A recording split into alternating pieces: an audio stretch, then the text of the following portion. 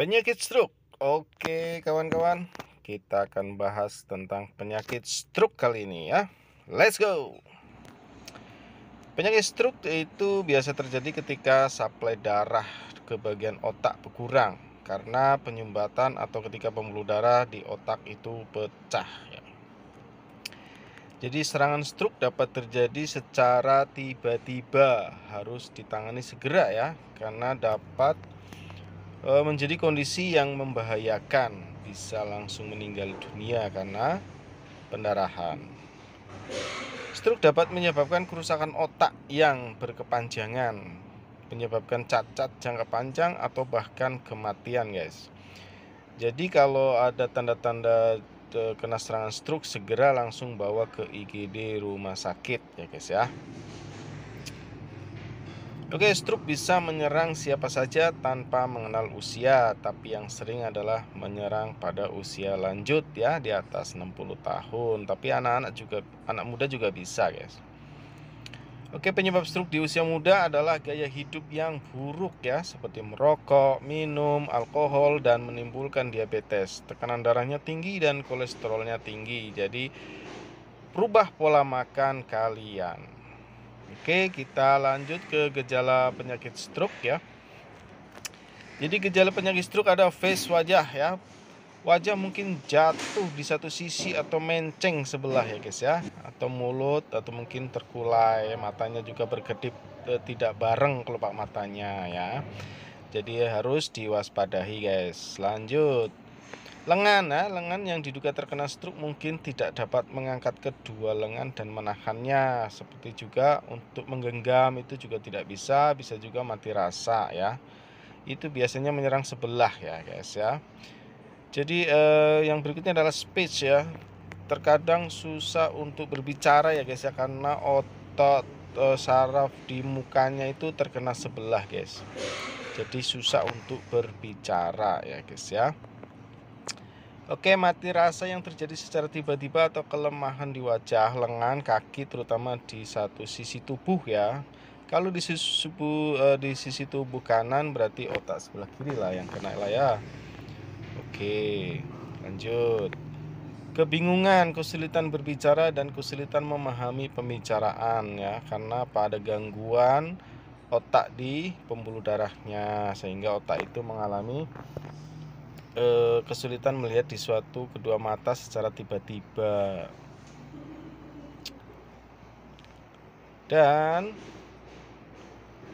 lanjut, kesulitan berjalan, kehilangan keseimbangan atau kurang koordinasi ya. Ini biasanya karena memang salah satu sisinya lemah ya, guys ya. Jadi kehilangan keseimbangan ya, guys ya. Pusing dan sakit kepala parah yang tiba-tiba tanpa diketahui penyebabnya. Ini biasanya di awal gejala itu akan muncul ini, guys. Oke, lanjut. Bahwa jenis-jenis penyebab stroke berdasarkan jenisnya ya. Kita akan belajar tentang jenis-jenis stroke berdasarkan jenisnya. Oke, yang pertama adalah stroke iskemik ya, guys ya. Jenis stroke yang paling umum terjadi ketika pembuluh darah otak menyempit atau tersumbat ya. Ini yang biasa disebut dengan stroke non pendarahan karena berasal dari sumbatan. Oke, pembuluh darah yang tersumbat atau menyempit ini disebabkan oleh timbunan lemak ya, guys ya, numpuk di pembuluh darah atau oleh bekuan darah dan kotoran lain yang mengalir melalui aliran darah, paling sering dari jantung, kemudian bersarang di pembuluh darah otak, guys. Sehingga menyebabkan darah dari jantung terhambat. Oke, lanjut. Kemudian stroke hemoragik terjadi ketika pembuluh darah di otak mengalami kebocoran atau pecah. Ini yang biasa kita sebut dengan stroke perdarahan ya, guys ya. Ini bisa sangat masif dan bisa sangat cepat sekali untuk menyebabkan kematian. Oke, faktor-faktor yang berhubungan dengan stroke hemoragik atau stroke perdarahan ya. Yang pertama adalah tekanan darah tinggi atau hipertensi yang tidak terkontrol ya. Yang kedua adalah adanya pengobatan berlebihan dengan pengencer darah antikoagulan. Kemudian ada tonjolan di titik lemah di dinding pembuluh darah atau disebut dengan aneurisma. Oke. Kemudian ada juga trauma seperti kecelakaan mobil ya, kebentur kepala gitu. Atau kecelakaan motor juga bisa ya. Kemudian deposit protein pada dinding pembuluh darah yang menyebabkan kelemahan pada dinding pembuluh darah ya. Ini juga bisa menyebabkan stroke. Kemudian stroke ringan atau transient ischemic attacks atau TIA biasa disebut oleh tim-tim IGD. Ini adalah TIA yang dikenal sebagai mini stroke atau stroke ringan pada bergejala sementara yang mirip dengan stroke ya, hampir sama gejala-gejala stroke ya, tapi untuk kondisi pemulihannya lebih cepat. Oke, transient ischemic atau TIA ini stroke ringan di usia muda dikarenakan hanya penurunan sementara suplai darah ke bagian otak yang dapat berlangsung hanya selama 5 menit ya, cepet aja ini ya. Tapi kalau tidak tahu ya bisa menjadi ke arah stroke yang lebih berat.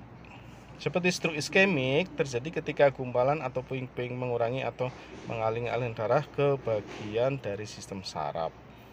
Ya, ini ya. Jadi kita lanjut ke faktor risiko.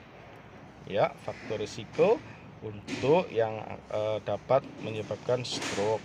Yang pertama adalah usia ya. Penyakit ini sering menyerang seseorang yang berusia di atas 60 tahun. Bisa juga menyerang pada anak muda gitu ya guys, tergantung gaya hidupnya dan lifestyle-nya. Oke, jenis kelamin pria lebih banyak dibanding wanita ya. Wanita lebih berisiko untuk stroke perdarahan dibanding pria. Jadi kalau wanita itu lebih banyak stroke yang perdarahan. Ya, datanya silahkan cari sendiri. Oke, lanjut. Penyakit jantung. Beberapa obat-obatan yang dipakai untuk terapi penyakit jantung dapat meningkatkan risiko atau stroke perdarahan ya. Jadi waspada juga, makanya kalau kena sakit jantung, hipertensi dan sebagainya harus kontrolnya ke dokter. Jangan beli obat di warung. Ini bisa meresiko ke stroke.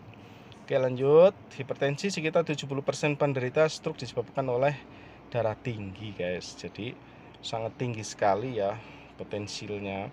Merokok dan jumlah 1 pak per hari mempunyai risiko untuk stroke 2-2 kali 2,5 kali dibandingkan dengan orang yang bukan perokok ya. Oke, ada 2-2,5 kali lebih besar peluangnya ya. Diabetes atau kencing manis ini juga menjadi salah satu faktor. Obesitas atau kegemukan juga menjadi salah satu faktor stroke, baik perdarahan maupun sumbatan ya, tergantung pada faktor risiko lainnya yang ikut menyertainya ya. Yang biasanya sih yang paling sering adalah sumbatan oleh karena lemak ya, karena timbunan lemaknya terlalu tinggi. Dan penyalahgunaan obat ya, obat-obatan terlarang, methamphetamine merupakan faktor risiko yang kuat untuk stroke trauma pada usia muda ya. Banyak sekali yang mengalami ini ya, yang biasa minum pil 40 butir itu yang pastilah bermasalah di sini. Kemudian ada faktor genetik ya guys ya. Yang selanjutnya faktor emosi dan mental seperti stres yang berat mempunyai risiko lebih tinggi untuk timbul stroke. Jadi mulai sekarang kita harus pintar-pintar memanajemen stres supaya terhindar dari yang namanya penyakit stroke ini ya guys ya. Kemudian ada kondisi fisik dan medis lainnya seperti sleep apnea. Ya. Sleep apnea itu ya kayak tidur tapi kayak pingsan gitu ya. Cara mengobati penyakit stroke yang benar. Nah, ini kita mulai masuk ke dalam cara-caranya. Yang pertama adalah dengan obat-obatan ya, terutama obat antiplatelet, penghancur gumpalan dan antikoagulan, obat kolesterol dan obat anti hipertensi. Ini ada banyak yang dikombinasi, biasanya diberikan oleh dokter spesialis saraf ya guys ya. Tak jarang pasien stroke melakukan pembedahan untuk mengobati pembengkakan otak dan mengurangi resiko perdarahan yang lebih lanjut. Ya biasanya kalau pendarahan memang lebih bagusnya adalah dilakukan tindakan pembedahan guys. Itu lebih hasilnya lebih nyata dan lebih cepat sih. Oke, jika ada memiliki kondisi yang meningkatkan risiko stroke, silahkan tinggalkan komen. Jangan lupa untuk di subscribe dan di like video ini. Dan terima kasih.